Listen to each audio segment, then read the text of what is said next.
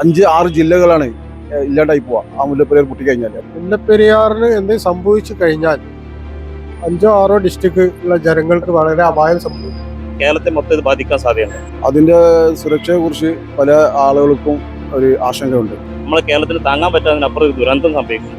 Guarantee കഴിഞ്ഞ് ഒരു Mullaperiyar dam തന്നെയാണത്. അവരെ നിർമ്മിച്ചുകൊണ്ട് നമുക്ക് ഇപ്പത്തെ നമ്മളെ ഓരോ പാലങ്ങളെ എറണാകുളത്ത് ഒരു പാലൊക്കെ ഇല്ലേ, പൊട്ടി കഴിഞ്ഞിട്ട് നമ്മളത് അതിനെപ്പറ്റി രക്ഷാപ്രവർത്തനം നടത്തിയിട്ട് കാര്യമില്ലല്ലോ.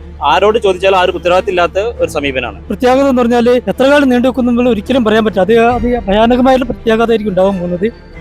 ശരിക്ക് ഈ സർക്കാരുകൾ ഉണർന്ന് പ്രവർത്തിക്കേണ്ട സമയം എന്നോ കഴിഞ്ഞിരിക്കുന്നു. ഇവരോട് എത്ര പറഞ്ഞിട്ട് കാര്യമുണ്ടെന്ന് എനിക്ക് തോന്നുന്നില്ല. മാറൂല.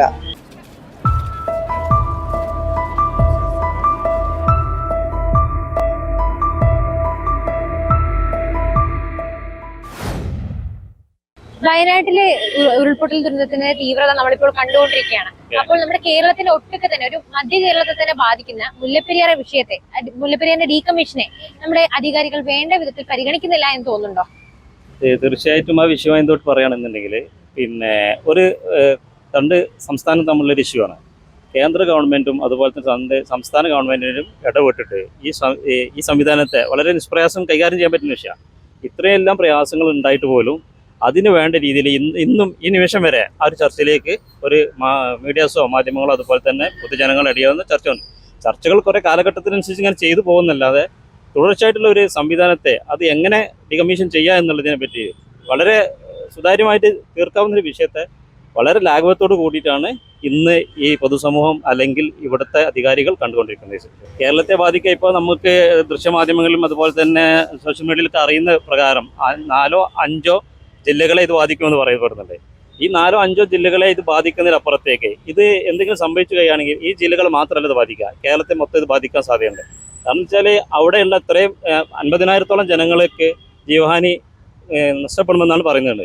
അത് നഷ്ടപ്പെട്ട് കഴിഞ്ഞാൽ തന്നെ ഭാവി അതിനുശേഷമുള്ളൊരു അവസ്ഥ എന്താണ് എന്ന് പോലും ചിന്തിക്കാൻ കഴിയാത്ത രീതിയിലേക്കുള്ള ഒരു സംവിധാനമാണ്. എന്തുകൊണ്ടോ എന്നറിയില്ല അതിന് വേണ്ട രീതിയിൽ അധികാരികൾ അല്ലെങ്കിൽ ആരാണോ അതിൻ്റെ ഉത്തരവാദി എന്ന് പറയുന്നത്, സെൻട്രൽ ഗവൺമെൻറ് ആണോ സംസ്ഥാന ഗവൺമെൻറ് ആണോ, ആരോട് ചോദിച്ചാലും ആർക്കും ഉത്തരവാദിത്തമില്ലാത്ത ഒരു സമീപനമാണ് ഇത്. മൊത്തത്തിൽ എന്താ വെച്ചാൽ അത് ജനങ്ങൾ ഇറങ്ങിയിട്ട് ഈ സംവിധാനത്തിൽ ജനങ്ങൾ ഇറങ്ങിയിട്ട് വേണ്ട രീതിയിൽ കൈകാര്യം ചെയ്യുന്നത് ഇനി ഒരു വലിയൊരു ദുരന്തം നമ്മളെ കേരളത്തിന് താങ്ങാൻ പറ്റാതിനപ്പുറം ഒരു ദുരന്തം സംഭവിക്കും. അതുകൊണ്ട് തന്നെ അതിനുള്ള സംവിധാനം ഏത് അധികാരികളുടെ ഇടയിൽ നിന്നാണോ ഉണ്ടാകുന്നുണ്ട് അതിനുള്ള നടപടി സ്വീകരിക്കണമെന്നാണ് ഈ വിഷയത്തിൽ പറയാനുള്ളത്. അപ്പൊ മുല്ലപ്പെരിയാറിന്റെ ഡീകമ്മീഷനെ നമ്മുടെ ഗവൺമെന്റ് ഗൗരവത്തോടെ കാണുന്നില്ല എന്ന് തോന്നുന്നുണ്ടോ? തീർച്ചയായിട്ടും ഗൗരവത്തിൽ കാണേണ്ട വിഷയം തന്നെയാണല്ലോ. കാരണം അത് ഒരുപാട് വർഷങ്ങൾക്ക് മുമ്പുള്ള ബ്രിട്ടീഷുകാരുടെ കാലത്ത് നിർമ്മിച്ച ഒരു സംഭവമാണ്. അതിൻ്റെ സുരക്ഷയെക്കുറിച്ച് പല ആളുകൾക്കും ഒരു ആശങ്കയുണ്ട്. അത് എത്രയും പെട്ടെന്ന് അതുമായി ബന്ധപ്പെട്ട കാര്യങ്ങൾ അതിനുള്ള പരിഹാരം കാണേണ്ടതാണ്. കാരണം പൊട്ടി കഴിഞ്ഞിട്ട് നമ്മളത് അതിനെപ്പറ്റി രക്ഷാപ്രവർത്തനം നടത്തിയിട്ട് കാര്യമില്ലല്ലോ. രക്ഷാപ്രവർത്തനത്തിൻ്റെ ഒരു കുറഞ്ഞ ശതമാനം അതിന് മുമ്പുള്ള ഒരു മുൻകരുതലേക്ക് ഉപയോഗപ്പെടുത്തുകയാണെങ്കിൽ കുറേ ആളുകൾ ജീവൻ കഴിച്ചിലാവും.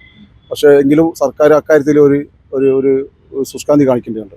അതാണ് എൻ്റെ ഒരു അക്കാര്യത്തിലൊരു അഭിപ്രായം. മുല്ലപ്പെരിയാറിനെ പുനർനിർമ്മിക്കുന്നതിനെ കുറിച്ചോ അല്ലെങ്കിൽ അത് തലസ്ഥിതി തുടരട്ടെ എന്ന് പറയും 2 ഭാഗം ഉണ്ടാവും. 2 ഭാഗങ്ങളും അനുകൂലിക്കുന്നവരും പ്രതികൂലിക്കുന്നവരും ഉണ്ടാവാം. അപ്പോൾ സർക്കാരിനെ സംബന്ധിച്ച് അത് ഒരു വിഷയമാണല്ലോ, അതൊരു പ്രധാന ഘടകം തന്നെയാണ്. അങ്ങനെ നിലനിൽക്കട്ടെ എന്ന് പറയുന്ന ഒരു ഭാഗം ഉണ്ടാവും, പാർട്ടിനകത്തുണ്ടാവും, ഗവൺമെൻറ് അകത്തുണ്ടാവും. നേരെ മറിച്ച് അത് പുനർനിർമ്മിക്കണമെന്ന് പറഞ്ഞ ആൾക്കാരുണ്ട്. അപ്പോൾ ആ ഒരു വിഷയത്തിൽ സർക്കാർ ചിലപ്പോൾ ഒരു സംഗതി പാലിക്കുന്നതായിരിക്കാം എന്നാണ് എൻ്റെ ഒരു അഭിപ്രായം. ഏകദേശം നമ്മുടെ ഉരുൾപൊട്ടലിൽ 500-നടുത്ത് മരണമാണ് ഉണ്ടായത്. പക്ഷേ ഈ മുല്ലപ്പെരിയാർ എങ്ങാനും പൊട്ടിക്കഴിഞ്ഞാൽ 35 ലക്ഷത്തോളം ജനങ്ങളുടെ ജീവനും ജീവിതവും പ്രതീക്ഷകളും എല്ലാമാണ് അറ്റുപോകുന്നത്. അതിനെങ്ങനെയാണ് നോക്കിക്കാണുന്നത്? തീർച്ചയായിട്ടും വലിയ കാരണം നമ്മൾ ലോകം തന്നെ ചരിത്രത്തിൽ ആദ്യം പറ്റിയ ദുരന്തമായിരിക്കും വരാൻ പോവാം. 30 ലക്ഷം ആൾക്കാർ മാത്രമല്ല, നമ്മളിപ്പോൾ ഏകദേശം കണക്കാണ് 5-6 ജില്ലകളാണ് ഇല്ലാണ്ടായി പോവുക ആ മുല്ലപ്പെരിയാർ പൊട്ടിക്കഴിഞ്ഞാൽ. വലിയൊരു പിന്നെ കേരളത്തിൻ്റെയും തമിഴ്നാടിൻ്റെയും ഒരു ജലസ്രോതസ്സാണ്. ആ 2 സ്റ്റേറ്റിനും ഗുരുതരമായി ബാധിക്കുന്ന വലിയൊരു വിഷയം മാറും. അതിൻ്റെ രീതിയിൽ ഗൗരവത്തിൽ തന്നെ ആ വിഷയത്തെ കൈകാര്യം ചെയ്യുന്നുണ്ട്. സർക്കാർ തലത്തിലോ അല്ലെങ്കിൽ ഏത് സർക്കാരായാലും അത് വിഷയം ഗൗരവത്തിൽ തന്നെ എടുത്ത് അതിനെ പരിഹാരം കാണേണ്ട വിഷയം തന്നെയാണെന്നുള്ള അഭിപ്രായമാണ് എനിക്കുള്ളത്. അക്കാര്യത്തിൽ കേന്ദ്ര സർക്കാരായാലും കേരള സർക്കാരായാലും ഇപ്പോൾ മുല്ലപ്പെരിയാറിന്റെ പ്രശ്നം കേരള വേഴ്സസ് തമിഴ്നാട്ടിലുള്ള വിഷയമല്ല. അപ്പോൾ അത് ശരിക്ക് ഒരു ഒത്തുതീർപ്പിൽ കേന്ദ്രം വന്നിട്ട് അത് ചെയ്തു കൊടുക്കണം, നല്ല ചെയ്യണം. കാരണം ഇത്രയും ആൾക്കാരെ ജീവന്റെ പ്രശ്നമാണ്. എന്തായാലും എത്രയോ ജില്ലയെ ബാധിക്കുന്ന വിഷയമാണ്. അപ്പോൾ എന്തായാലും ഉണ്ടാവാൻ ചാൻസ് ഉണ്ട്. പിന്നെന്ന് പറഞ്ഞാൽ അത് ബ്രിട്ടീഷുകാർ നിർമ്മിച്ചത് തന്നെയല്ലേ, അപ്പോൾ അത്രയും പഴക്കമുള്ളതാണ്. അവരെ നിർമ്മിച്ചുകൊണ്ട് നമുക്ക് ഇപ്പോഴത്തെ നമ്മളെ ഓരോ പാലങ്ങളെ കണ്ടെന്താ എറണാകുളത്ത് ഒരു പാലൊക്കെ ഇല്ലേ നമ്മളെ സർക്കാർ ഇപ്പോൾ കേന്ദ്ര ആയാലും കേരള ആയാലും ഇപ്പൊ ഏത് സർക്കാരായാലും ഇപ്പോൾ ഇടതായാലും വലതായാലും BJP ആയാലും എല്ലാവരും കണക്കാ. ജനങ്ങളെ ശരിക്കും ഊറ്റി ജീവിക്കുകയാണ് അവർ. അപ്പൊ അതാണ് ഇതിന്റെ സത്യാവസ്ഥ എന്തായാലുള്ളത്. ശരിക്കും നമ്മൾ മറ്റു രാജ്യങ്ങളെ കണ്ട് പഠിക്കണം എന്നാണ് എനിക്ക് പറയാനുള്ളത്. ഇപ്പോൾ യൂറോപ്യൻ കൺട്രീസിനൊക്കെ നമ്മൾ കണ്ട് പഠിക്കണം. ഇപ്പോൾ നമുക്ക് യൂറോപ്പിലെ രാജ്യങ്ങളായിക്കോട്ടെ, ജർമ്മനി, ഫ്രാൻസ്, അമേരിക്കനെ കൊണ്ട് പഠിക്കണം. അല്ലെങ്കിൽ നമുക്ക് നമ്മുടെ ഏഷ്യയിൽ തന്നെ ജപ്പാനും ചൈനയും കണ്ട് പഠിക്കണം. അതാണ് ഏറ്റവും വലുത്. ഇത് കാലാകാലം നമ്മളെ കുറെ 160 കോടി ജനങ്ങളുണ്ട്. അവരെ എന്നും പിഴിഞ്ഞിടിഞ്ഞെടുക്കുക. വെറും ഒരു 100-200 കോർപ്പറേറ്റുകൾക്ക് വേണ്ടി മാത്രം ഇവിടെ ഇതുള്ളൂ. അവർക്ക് മാത്രമേ ഇവിടെ സ്വാധീനമുള്ളൂ. അവരെ കാര്യങ്ങൾ മാത്രമേ ഇവിടെ നടക്കുന്നുള്ളൂ എന്നാണ് എനിക്ക് തോന്നുന്നത്. അതാണ് ഇപ്പോൾ നമ്മൾ പൊതുവെ ഇന്ത്യയിൽ കണ്ടുകൊണ്ടിരിക്കുന്നത്. ഗവൺമെന്റ് നല്ല രൂപത്തിലല്ലേ വിലയിരുത്തുന്നത്. പക്ഷെ മുല്ലപ്പെരിയാറിനെ പറ്റി ശ്രദ്ധിക്കണം നമ്മൾ. അത് ഒരു നല്ല ചോദ്യം ഞങ്ങൾ ചോദിച്ചത്. മുല്ലപ്പെരിയാറിന് എന്തെങ്കിലും സംഭവിച്ചു കഴിഞ്ഞാൽ 5-6 ഡിസ്ട്രിക്ട് ഉള്ള ജനങ്ങൾക്ക് വളരെ അപായം സംഭവിക്കും. അതുകൊണ്ട് അത് മുൻകൂട്ടി കാണണം എന്താ ചെയ്യേണ്ടതെന്നുള്ളത് ഗവൺമെന്റ്. അതുപോലെ തന്നെ വയനാട്ടിൽ സംഭവിച്ചത് നമ്മൾ മുൻകൂട്ടി കാണാത്തതിനെ കൊണ്ടാണ് ഇത് സംഭവിക്കാൻ കാരണം. അത് റിസോർട്ടുകളും പാറന്റെ മുകളിൽ പോയിട്ട് ഒരുപാട് ബിൽഡിംഗ് എടുക്കലൊക്കെ ചെയ്യുന്നത് കൊണ്ടാണ് ഇത് വരാൻ കാരണം. നമ്മൾ ഇതിനൊക്കെ പെർമിഷൻ കൊടുത്ത് റിസോർട്ടും മറ്റു കാര്യങ്ങളൊക്കെ കൊടുക്കുമ്പോൾ ഈ ഭൂമിന്റെ അടിയിലേക്ക് വെള്ളം ഇറങ്ങും. മരത്തിന്റെ വേര് കട്ട് ചെയ്യുമ്പോൾ ആ വേരിന്റെ ഉള്ളിലേക്ക് വെള്ളം പോകുന്നത് കൊണ്ടാണ് ഈ വെള്ളത്തിന് നിൽക്കാൻ കഴിയാത്തൊരു സാഹചര്യം വരുമ്പോൾ ഒന്നായിട്ട് അങ്ങോട്ട് പൊട്ടി ഒലിച്ചു പോകും. അതുകൊണ്ട് ഈ റിസോർട്ടുകൾക്കൊക്കെ കൊടുക്കുന്ന പെർമിഷൻ ഇല്ലാതാക്കാൻ വേണ്ടി. മുല്ലപ്പെരിയാർ ഡാമിന് എന്ത് സംഭവിച്ചു കഴിഞ്ഞാൽ നിങ്ങൾ പറയുന്നത് ശരി തന്നെയാണ്. 5-6 ഡിസ്ട്രിക്റ്റിലുള്ള ജനങ്ങൾക്ക് അപായം സംഭവിക്കും. അത് വരാണ്ടിരിക്കാൻ വേണ്ടിയിട്ട് മുൻകരുതലെടുക്കണം സർക്കാർ. സർക്കാർ ഇപ്പോൾ വയനാട്ടിൽ ചെയ്ത മാതിരി തന്നെ വയനാട്ടിൽ ഇപ്പോൾ സംഭവിച്ചപ്പോഴാണ് നമ്മളൊക്കെ കണ്ടൊക്കെ നമ്മളെ ശ്രദ്ധയും നമ്മളെ മൈൻഡൊക്കെ അങ്ങോട്ട് പോകുന്നത്. അത് വരാതിരിക്കാൻ തന്നെ ആദ്യം ശ്രദ്ധിക്കണമായിരുന്നു. പക്ഷേ സർക്കാർ നല്ല രൂപത്തിലാണ് അവിടെ നടന്ന ദുരിതാശ്വാസ പ്രവർത്തനങ്ങളൊക്കെ നടത്തിക്കൊണ്ടിരിക്കുന്നത്. എന്നാലും നഷ്ടപ്പെട്ടു പോയവർക്ക് തിരിച്ചു കൊടുക്കാൻ നമ്മളെ മാതാപിതാക്കളോ കുട്ടികളോ കുഞ്ഞുങ്ങളോ ഒന്നും നമുക്ക് കൊടുക്കാൻ കഴിയില്ല. എന്നിരുന്നാലും അവർക്ക് കിടക്കാൻ ഒരു പാർപ്പിടം ഉണ്ടാക്കി കൊടുക്കാം. മുല്ലപ്പെരിയാർ ഡാമിൽ ഇത് സംഭവിച്ചു കഴിഞ്ഞാൽ ഇതിനെക്കാട്ടും വലിയ ദുരിതമായിട്ട് മാറും. അതുകൊണ്ട് സംഭവിക്കാതിരിക്കട്ടെ.